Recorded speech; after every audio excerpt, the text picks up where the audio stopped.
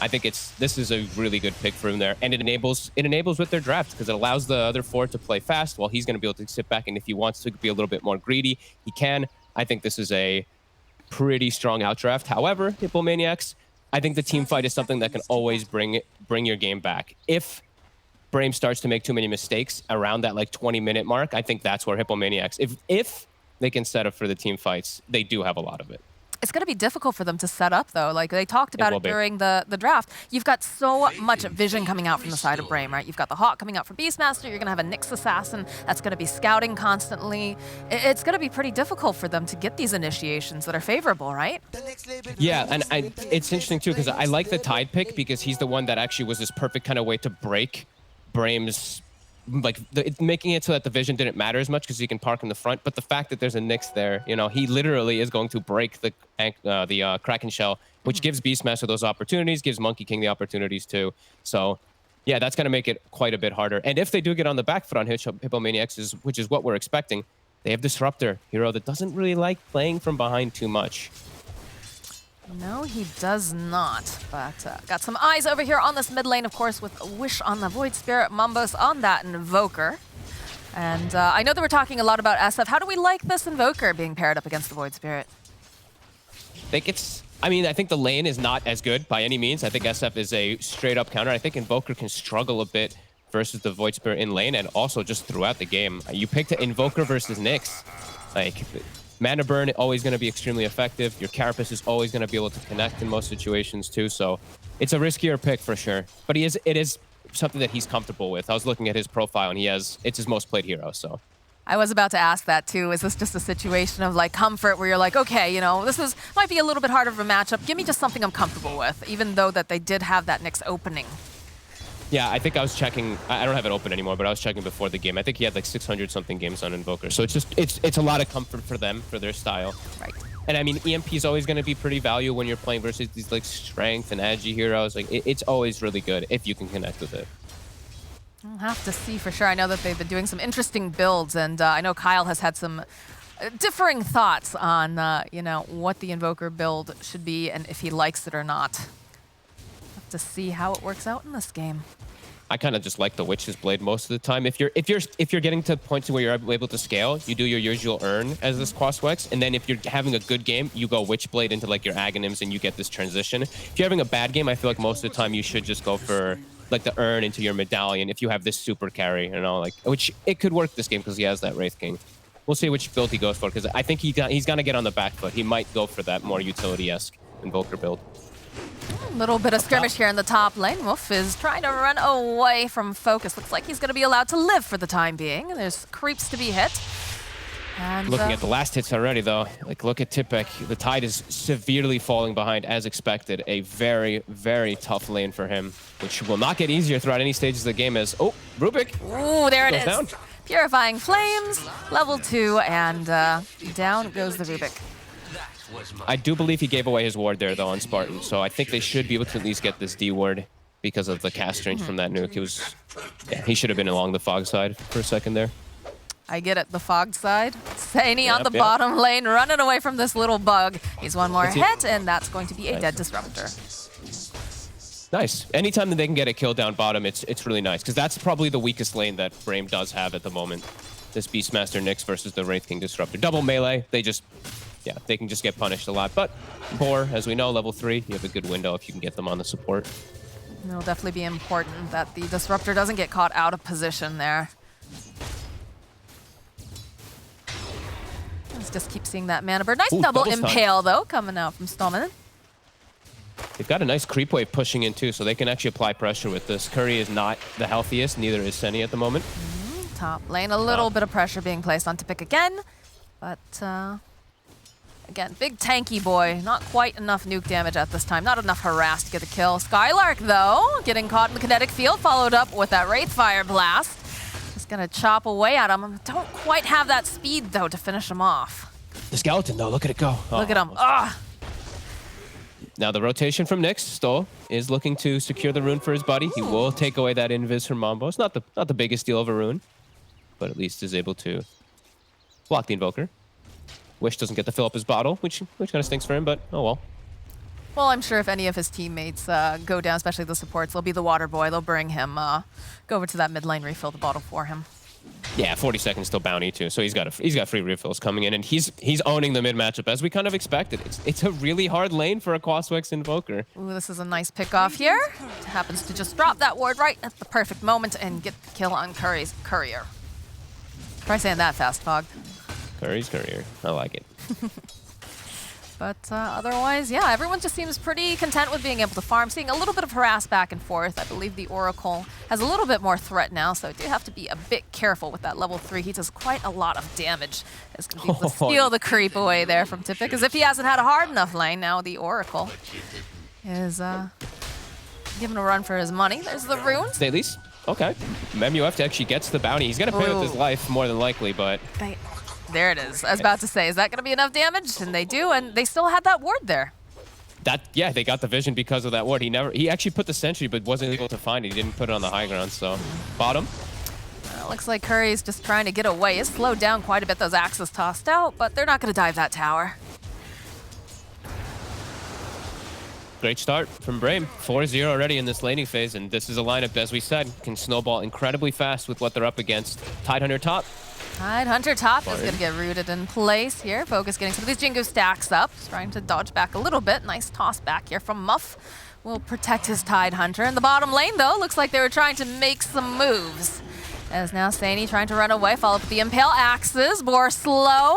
This is not looking good for our Disruptor friend here, as one more hit will indeed do the trick, but we can see the TPs are coming out. They're trying to protect down here. Wish also joining in. Not sure that he knew that the Invoker is here. Curry trying to run away here. Spike Carapace, the draw right back in again. Curry will fall. And now Mambos is not looking too healthy himself. He's not going to have any mana to do much of anything here. Doesn't have the cold snap. Is just trying to buy a little bit of time, trying to see if he can get the final hit on Skylark, and he does manage to get it, but Mambos himself will die. Oof, Skylark with a little bit of mistake there. Actually, I don't think he needed to hit him to get the aggro on himself. He could have just danced along the sides there. So nice little trade kill for Mambos, but surprised he even TP's down there to try to help. Maybe his team was calling it because they had that lane ward. They saw the Void Spirit rotating in, but he was not healthy. Neither were his teammates. So that was maybe the wrong decision for him to even try to help. Maybe he could have gotten his own better, maybe fixed his game a little bit more if he just stayed mid and got that farm. Definitely could have been the case. Some more harass, though, coming out again over here on this Tidehunter. It's looking like the Monkey King. Nope. SSA Spartan says he wants that kill. But I'm sure Focus would have been very happy to get the last hit on that. This is getting really rough really quickly. We're only 7 minutes in, but this is going to get it close to a 4K lead, and they have to somehow weather the storm of these deaths. They have to start moving heroes around because the lanes are broken. They have to just start moving Disruptor, which they're going to do.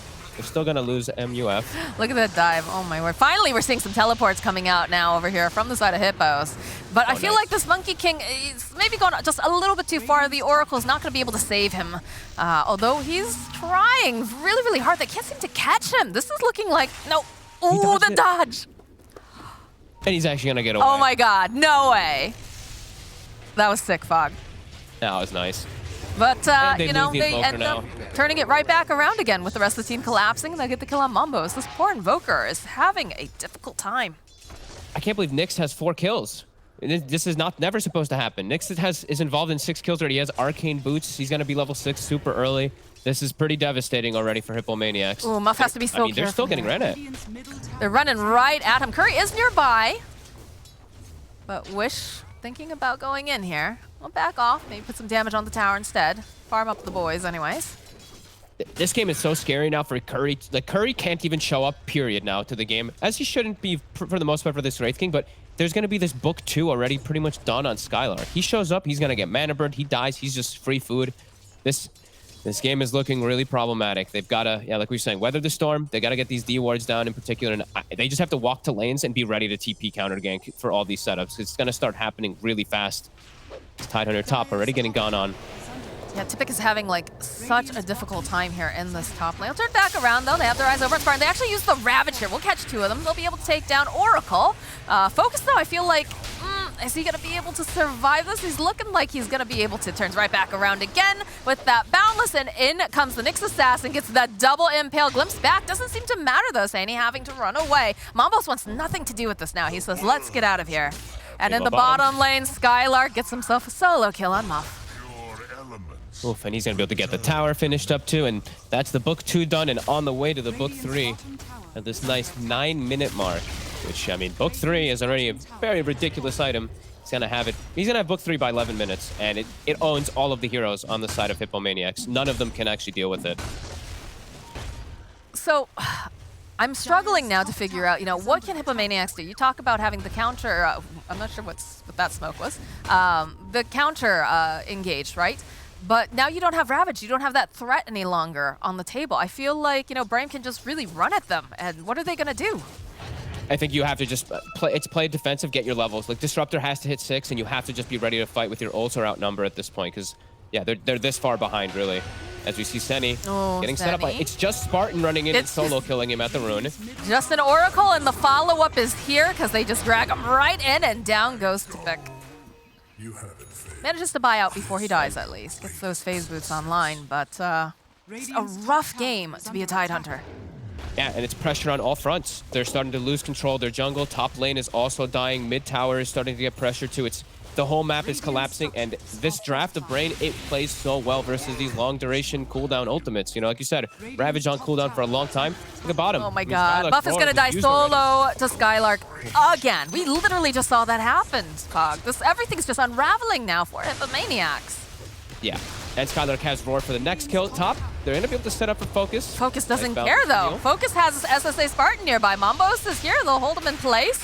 Focus will just be able to walk away. Doesn't have any mana left, but again, does have the Oracle nearby who's gonna have False Promise immediately. They'll turn it right back around again. They can try to get this lifesteal off too. Look at Focus, he doesn't care. He's just gonna man fight Tipik here. Tipik finally realizes this is too dangerous. He cannot be here anymore. Kinetic Field doesn't save him. As now the other two here, oh look, we've got more collapsing here, Fox. Tipik, there it is. There's the kill on the Tidehunter. Like he's paper. Sani will be next to fall. SSA Spartan is just racking up the kills with these purifying flames. And you were asking what they should do. I think you might get ready to go next. This is irrecoverable. They're, like you said, the vision game and just the invasion game too. 11:30, book 3's online, jungle is gone. Your top side jungle is also invaded, and they're diving your mid now. Mambos has to run away.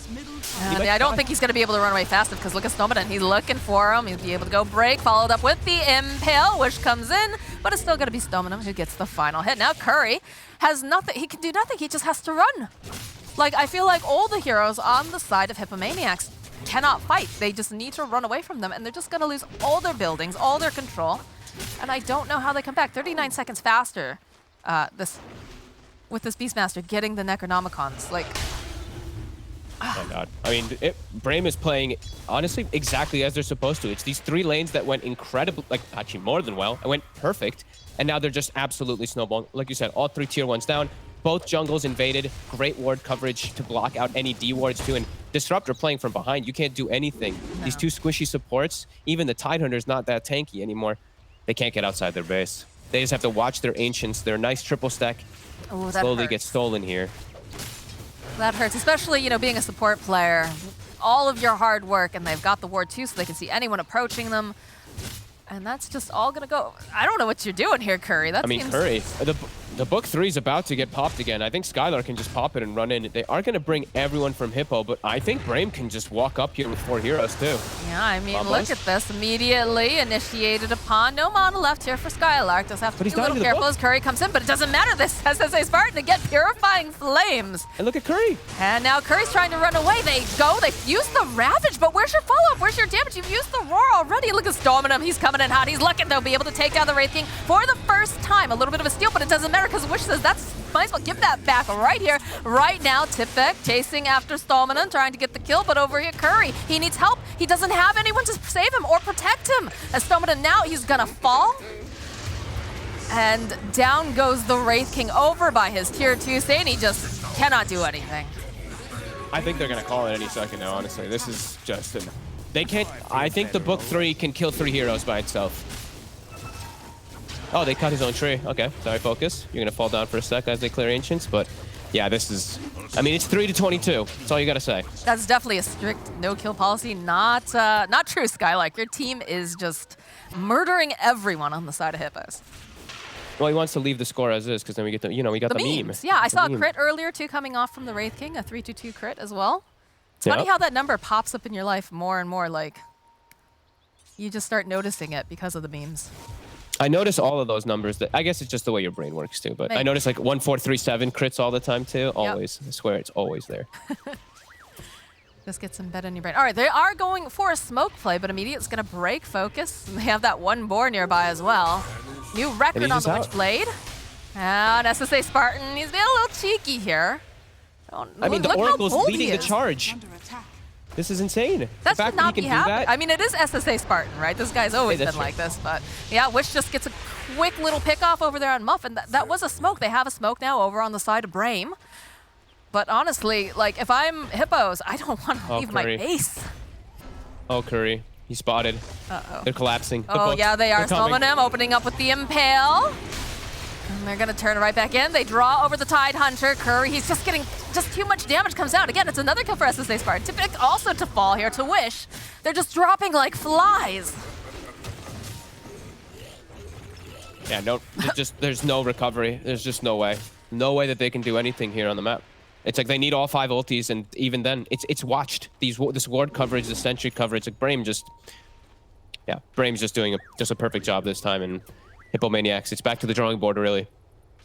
They just have no land to themselves anymore. They cannot step any further. Like, even here, it's too far almost. You saw some of them. You see SSA Spartan. They're already, maybe, all right, he's gotten a little cheeky here. Maybe they'll finally be able to go and get themselves a kill and finally take down Spartan. And there it is. All right, so that was an unstoppable 6x kill streak. But again, they follow up immediately. Skylark finds a kill on Saini. Stomanen just walks away. They like, can't decide if they want to engage or not, Fog. Like, again, Skylark sitting over here on the high ground, thinking about it. No, they'll end up losing Stomanen. There we go. Couple little kills here as they do get pressured on other fronts. But look how hard, like, they were so hesitant to go in there. They weren't 100% sure. They waffled for so long. I love that word. Waffled. I love waffle. Are you a waffle or pancake person? Kind of neither, to be honest. Really? More waffle, I guess. Yeah, I'm not a breakfast person. Wow. All right. Well, waffles was the correct choice, so I'm glad you had that. But look at this. Look at these Necro Books. They just run on in there. They have to pick up the Necro Book and try to move it away from poor Curry, but it doesn't matter. So Reincarnation will be coming up again. The Glimpse back, though. Ravage comes out from Tipback into that Static Storm. Poor Beastmaster. It's not looking like he's going to be able, but over on the side, you can see Focus. He's got this beautiful Focus command. He just drops down here. Mambos, everyone just Delta splitting. Tipback left behind, though. They do manage to find the kill on the Tide Hunter. As Curry forced to flee. Doesn't have that Reincarnation up for quite a while. And I feel like Stomanen, every time we look over there, he's always there. He's trying to hide the screen line. He doesn't have it. Goodbye, Curry. Yeah, no, this is a dead Wraith King. You gotta, in some ways you have to give them credit, right? They're not just instantly GGing out, but this is looking very, very difficult. Yeah, and it has been. I think Kyle was saying it too. Like a lot of teams are talking about it, just how important the draft really is. Like this one, it felt like all 3 lanes lost, and then they have a double squishy support into like the first pick Nyx assassin too. These 2 int heroes. Like this whole game is food for Nyx, and this is the first pick, and you have to know that this type of pressure is going to happen from a Beastmaster Nyx assassin so early. So it's a lot of things that really need to work on. It's not just these in-game things. It's a really problematic game for them from the draft. Felt like Stomanen just did not care that he got dusted there, just kept running at them. A Glimpse comes out, they'll get the taunt off, but he still dies. Mambos has not had a game at all. Now Saini, Saini. This is looking like, all right, they missed the Impale at the very least, but look at these Necro Books. They're just their one-man little army here as they'll get the kill on the Disruptor. SSA Spartan perhaps, again, going a little bit too far, but you know who's there? It's Focus. He's going to be able to back him up, and Wish is here too. They're looking to try to take out this Rubik, and they're not able to quite grab him fast enough. Wish going to use that Aether Step going forward. Yet again, they'll be able to find a kill on the Rubik, and now Monkey King feels like he doesn't have to leave. He's got an Oracle. He's got all this sustained. Brutal. No, they look at, it's really just Brame. They literally can do whatever the hell they want. They're like, Curry's top. He's farming some boars. Okay. Wish just like, I'll take him out. 1 sec, guys. Yeah, just give me 1 second, guys. I gotta finish eating my breakfast sandwich. And all right, yeah. This is cute, Curry. Come on, just give it up. Give it up, and Curry, he's trying, to be fair, but he can't do a damn thing. Mid, Sandy Yeah, shows. over there, you know, anytime that this Disruptor steps out of base, it's just the Boar who takes them down. More slow over onto Mambos. I want to know how many Boar kills they got this game, how many Necrobo kills they got. Yeah, I mean... Well, 7 pets have died. That just makes me sad. Thanks, guys. It does. It's just such a hard game. They put themselves in just such a tough position. It's really hard to... It's tough to not continue reiterating it. I'm just watching Skylar. He's just 7-1-13. He's been given the game because he's versus such squishy supports and Disruptor. Like we said, you start getting behind. This is what really starts to happen. Look at Skylark roar, step forward from Wish, and again, SSA Spartan gets the final hit. The ultimate kill steal here with Oracle, of course, but you know, kill secured, just in case anyone was worried. He's 10-2-12. He's having a good time. Oh, for sure he is. That is a wealthy Oracle. Yep, that's going to be Reincarnation. Going right back up again with that silence. Wish stepping forward, and Necroburk's helping out. Wish does have to be a little bit careful, though. There is a static storm, but Focus just following up very, very nicely here. They should have the Ravage available if they want to go for it, but they're too afraid. Look at the Hippos. They don't want to be there. They know that they don't have the damage, so Tippett could get a beautiful Ravage off. There's the Ravage. All right, down it goes. But are they going to be able to do anything beyond that? Looks like they'll finally take down SSA Spartan again. They'll burn off the mana over here on Tippett. Not that he had much to go with anyways. Oh, look at that Boundless coming through from Focus. He gets a double kill. Now Mambo's trying to run away. They're disarmed. He wants this, though. Monkey's getting dropped, and Stoneman will get the final hit. They have buyback on these tiers, but like, look at... They're up so soon, too, because they've just been dying so many times. They don't have these levels fogged. What do they do? They lose. That's what they do, Moxie. They lose this game as... I mean, Spartan is just memeing at this point. Yes. He's frontlining as this Oracle the whole time. Focus. We'll get Glimpse back. I don't think he cares. He's fine. Yeah, he's just fine. He's down to drop more monkeys there. I think he has a... Does he have a Desolator? Yeah, he has a full Deso done now, too. Okay. And even versus all this, you know, it's mostly magic damage at this point. He's had this Nether Shawl for some time, so he's got this massive magic resistance, too, because he doesn't care about the armor. The Wraith King's not getting attacks off. They just run when they see them at this point. Yeah. You know, the hope is that, you know, eventually maybe they make a mistake, and then they make a couple more mistakes, and then maybe Wraith King gets farmed, but, like, that's a pretty tall order of mistakes that have to happen at this rate. I mean, it's too much of a separation. Like Tidehunter and Invoker are almost below Nyx Assassin. Oracle is ahead of everyone. He's almost ahead of the Wraith King. Disruptor's basically a creep at this point. Yeah. With like a couple spells, but oof, yeah. Indeed. How close, are they even close? Okay, Curry's about to have Relic, but it's like it doesn't change anything. This is a dead Rubik. That double damage and pop just for Muff. Yeah. They need too much time to recover this game as everyone's just getting hunted. There's too much mobility and everything too. Look at bottom. Yeah, Tippett, you're not getting out of there, my friend. And he's supposed to be the tanky one here, Fog. Look at it. With that break applied from the Nyx Assassin, he is just a paper watermelon. You get the image of, what was it, that comedian? I'm going to date myself here and say, you know, do you remember Gallagher? Oh, God. Barely. Yeah. All right, well, there's the reincarnation. Still have that little bit of the double damage room left, but I mean... They can just take the Rax bottom. Yeah. Skylark's book it still has some time left on it, and they can just go in, yeah. Yep. Oh, they left the Aegis. Look at that. Mambos has gotten Aegis. Yep. They just don't care. They're feeling that confident, and honestly, can you blame them? Please, Spartan.